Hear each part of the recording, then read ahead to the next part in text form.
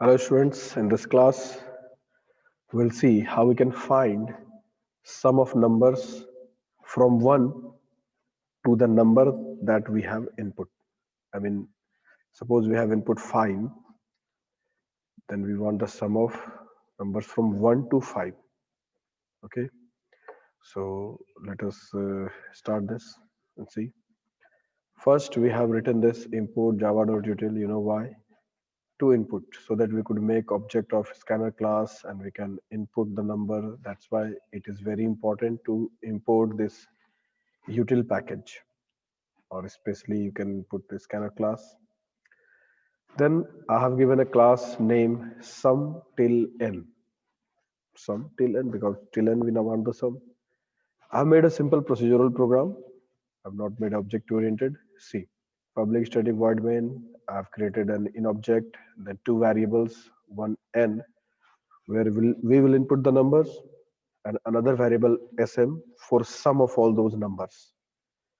Then a message input, enter a number to find sum. Okay, a simple message that will appear.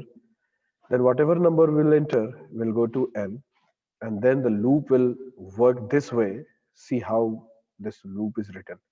First of all, I would like to show you whether it is working nicely or not, and then we'll deeply discuss how it is actually doing the work. Then sum is equal to sum plus I. This is the most important line in this program. This is doing everything. Actually, these two lines are the most important one. All those having the good concept about the for loop may understand it easily. And then this value of sm, which contains the sum. So let us first uh,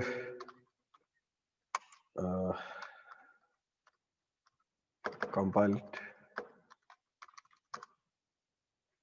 It has no problem because we have already tested it.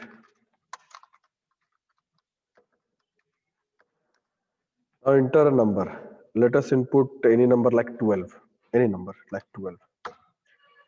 So sum is 78. How?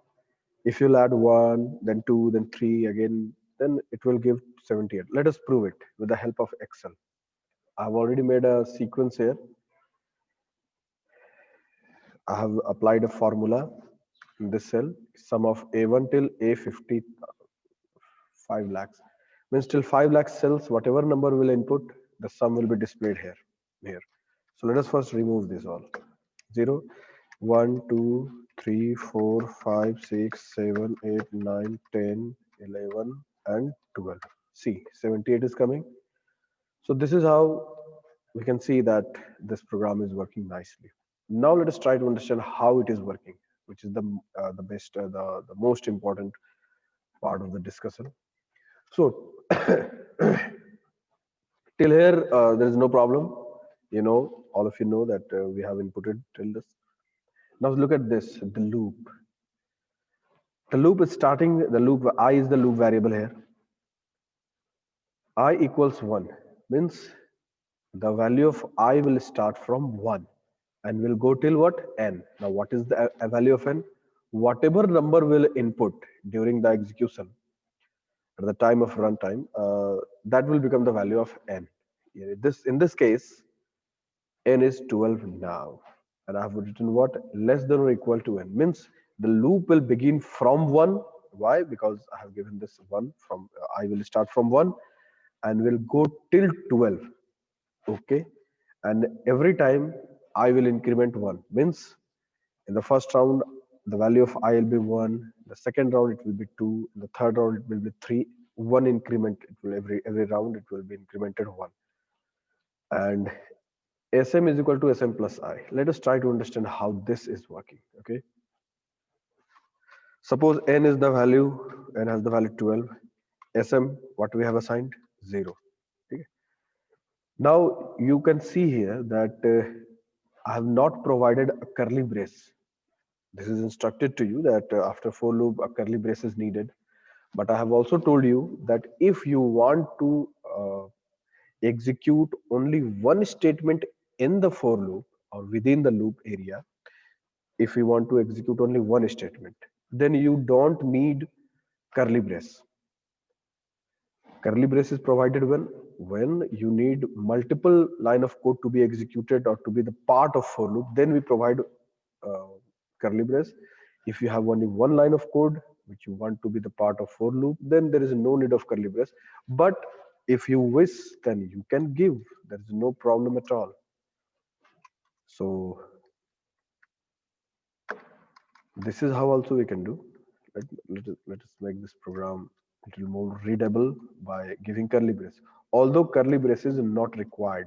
Why? Because only one line of code, this line is to be executed. In case of one line, we don't need to give this curly brace, even though if you want to make the clarity, we can give it, no problem. So sm is equal to sm plus I means what? So since the loop executes and it starts from the first value which we have initialized 1, and every time how many point has to be increased, it is here provided. This simply means I to be increased 1 every time, 1 after that 2, then after that 3, like this the loop works. You need to understand the basics of loop. First of all, you can learn basics of loop in the previous videos, you can see. Now sum is equal to sum plus I. How this is working, I've told you earlier in the earlier class also, now also I'm telling you. This is the value, this is the variable, this is the assignment operator, and this is the again the variable. So whatever the value of sm contains and whatever the value of I contains, they both will be added and will be assigned to sm. So what is the current value of sm? We have initialized with 0. What is the current value of I? Since this is the first round of the loop, this is 1. So 0 plus 1, the value of sum will be 0 plus 1, that is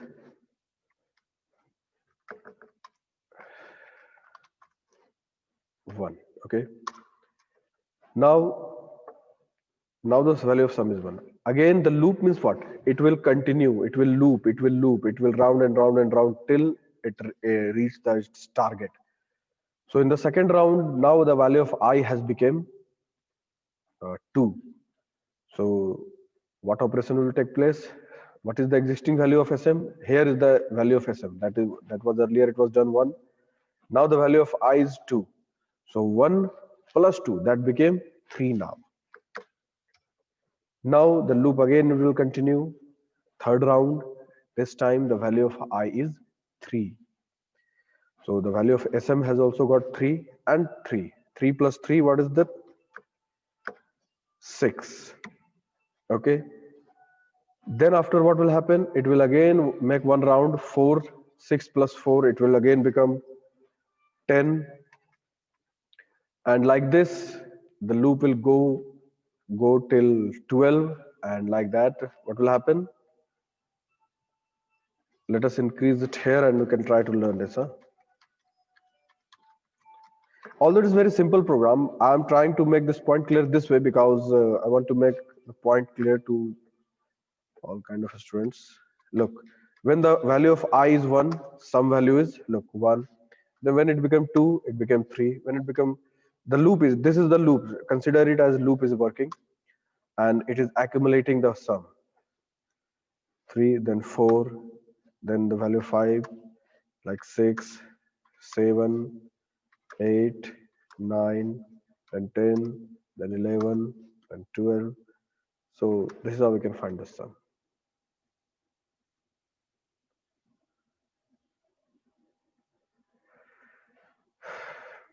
One query I would like to make clear here.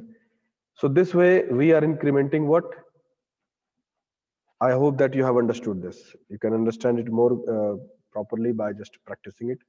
But if you want to increase the I with 3 or 2 or 4, then this doesn't work. This is only used in case if you want to increment 1. What if you want to increment 2 or 3 or 4? Then in that case, we do not write like this. Don't think that writing 3 times plus sign will increment 3 or 2, or writing 4 times like nothing. This is wrong. This is absolutely wrong. You can't write like this. This is only correct, and in case you want to increment or decrement 1, then you do this. If you want to do more, I mean increment 1 more than 1, then this is how you can write. I is equal to I plus 2 small I. What have caps lock is pressed.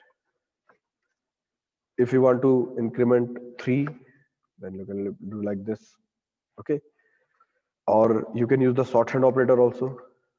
I plus equal to 2. This is also that we discussed in the last class. This is also valid. So you can do this. So what will happen if we'll do like this? I is equal to I plus 2. Let us see. Let us first save this, and compile this,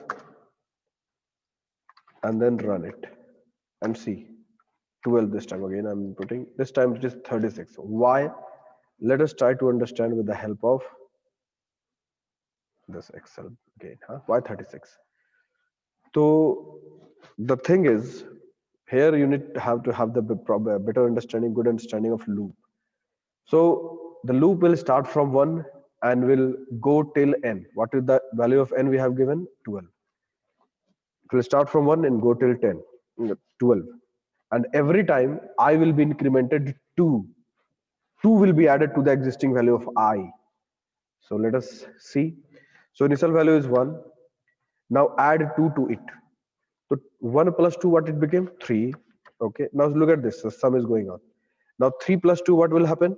3 plus 2, 5. 5 plus 2, 7. 7 plus 2, 9. 9 plus 2, 11. And 11 plus 2, 13. But the loop has to go till it is less than or equal to 12. But after adding 2 to 11, it will become 13, and this case will become false, and thus it will not enter the loop. And this much, the number of these many only will be added, and that's how the 36 is coming here. Now what will happen if you'll increment 3?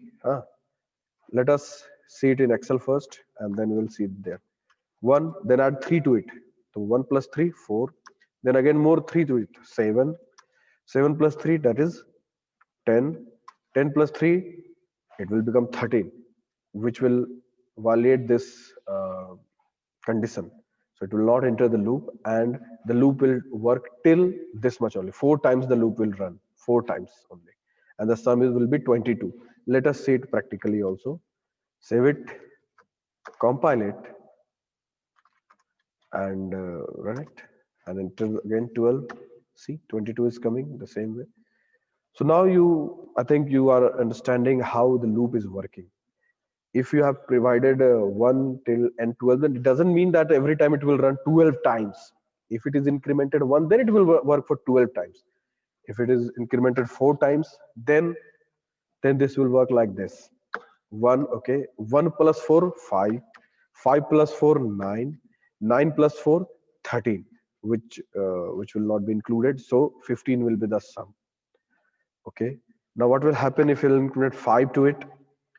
So let us see. Now you have understood why I'm repeating. I'm repeating so that all kind of student can understand that how the loop works. Means the number of time you are incrementing it, that decides how many times the loop will work. Okay. So 1 plus 5, that becomes 6. 6 plus 5, that became 11. And 11 plus 5, it will be the large number 16, which will not pass this condition. So this is how the sum of numbers are done. And let us once again revert it to the back. If you want to increment 1, then this way also you can use it, shorthand or normal way, or either you can use the increment, decrement operators.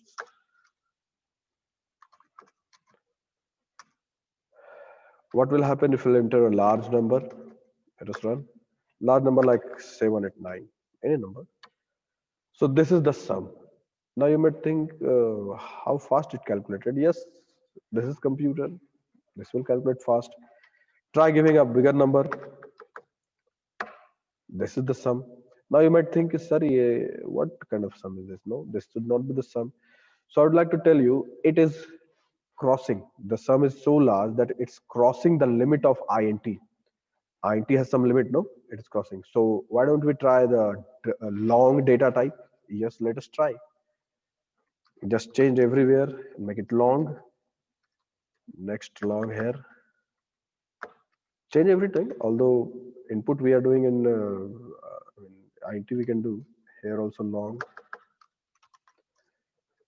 And then see, is there any difference? 78965. No?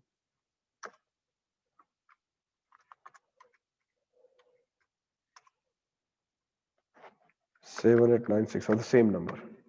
Now see. Now this time this is the proper sum. Last time why it was not working? Because the this sum is greater than the range of INT. But for these cases, we have another data type. Data type topic, you just see why we have different data types. For these situations, if you need the larger number, which is larger than INT, then we have long. If long is also not suiting your requirement, then you can go for float and double. So this is how this is working. So thank you.